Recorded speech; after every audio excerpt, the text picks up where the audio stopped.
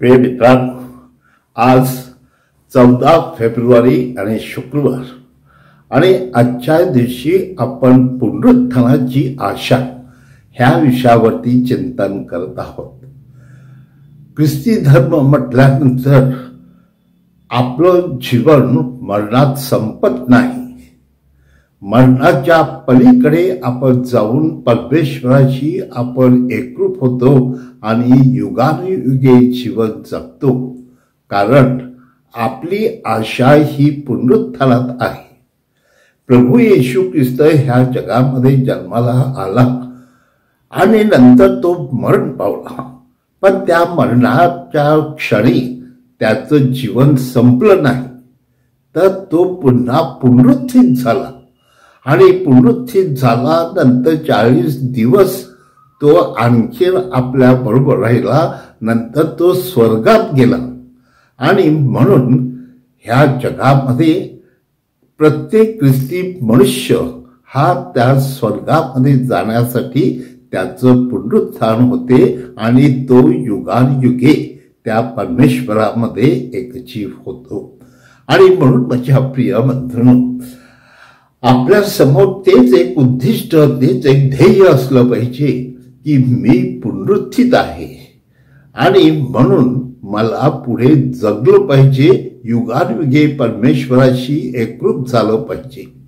या अनुषंगाने जेव्हा एखादा मनुष्य आपल्या जीवनाची आखणी करतो, आपल्या ध्येयाची आखणी करतो आणि त्यापुढे तो आपल्या समोर नीती, धर्म आणि विशेषतः सत्कार्याद्वारे आपलं जीवन उभारतो आणि परमेश्वराला जे आवडतं, परमेश्वराला जे अपेक्षित आहे त्याप्रमाणे मी माझं जीवन जगतो आणि त्यामुळे मी केवळ त्या मरणामध्येच माझं शेवट होत नाही, तर पुढे पुनरुत्थित होऊन मी पुन्हा परमेश्वरामध्ये स्वर्ग राज्यामध्ये चिरकाल असं टिकतो.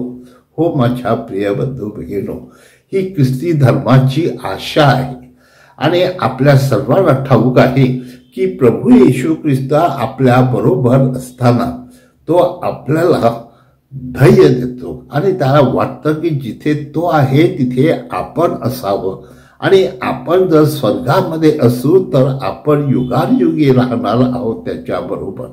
आणि म्हणून ह्या पृथ्वीच्या काळामध्ये आपण हा प्रवास करतो आहोत आणि ह्या प्रवासामध्ये जर आपण येशू बरोबर, संताबरोबर ज्या आपल्याला नीती धर्म दिलेला आहे त्यावर आपण जगलो तर नक्कीच परमेश्वराच्या इच्छेप्रमाणे आपण जगू शकतो आणि आपण युगानुयुग राहू शकतो. हो माझ्या प्रिय बंधू भगिनींनो, मनुष्याचं ध्येय हेच आहे की मनुष्य केवळ ह्या जगामध्ये माणूस येतो आणि मरतो, पण काही लोक 1 वर्षाने हे मरतात, काही लोक 10 वर्षाने मरतात, 40 वर्षाने किंवा 80 वर्षाने मरतात. परंतु माझ्या प्रिय बंधू भगिनींनो, ते मरण म्हणजे संपलं नाही.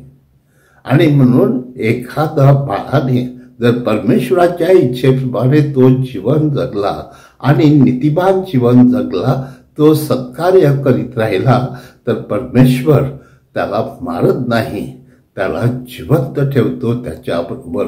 म्हणजे ज्याला आपण संत महंत बनतो आणि ज्याद्वारे आपण त्या देवदूतांची स्तुती गौरव करतो, त्याप्रमाणे आपण त्यांच्याबरोबर स्वर्ग राज्यामध्ये जातो, जिथे आनंद आहे, सुख आहे, शांती आहे आणि ज्याद्वारे आपलं आयुष्य हे परमेश्वराच्या रचनेप्रमाणे, परमेश्वराच्या इच्छेप्रमाणे बनतं.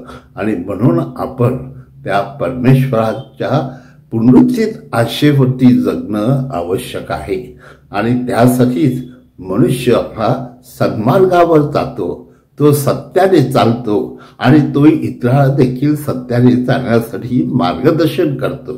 या उद्देशाने माझ्या प्रिय बंधू भगिनींनो, ख्रिस्ती माणूस हा अन्य लोकांच्या विचारसरणीपेक्षा वेगळा आहे, कारण त्याला स्वर्ग दिसतो, त्याला युगानुयुग जीवन दिसतं आणि त्याने प्रभू येशूमध्ये जसं जीवन तो जगलेला आहे तसं आपण जगावं अशी इच्छा तो प्रकट करतो, तो प्रार्थना करतो, परमेश्वर त्याला कृपा देतो, शक्ती देतो आणि त्याप्रमाणे जगवतो.